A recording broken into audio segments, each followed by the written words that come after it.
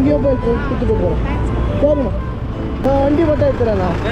பறந்தான் பண்ண ஹரியண்ணா. ஓகேண்ணா, சரிண்ணா. சரிங்க, வாங்கிட்டு வரேன். அங்கே இருந்தாங்க, அவங்களும் கொடுத்துட்டேண்ணா. அதனால் இன்னும் எத்தனை பேர்? 2 பேரா 3 பேரா? 3 பேரா? ஐடியா ஒரு யார் குடிக்கல அவங்ககிட்ட போய்க்கிறாங்கப்பா. தண்ணி கூட இல்லாமல் வேலை செஞ்சுருக்கீங்களா? தண்ணி வச்சு வேண்டியதானே வண்டியில்? நான் ஒரு வண்டியில் வச்சுக்கிங்கன்னா எப்படி மாற்றி மாற்றி குடிப்பீங்க?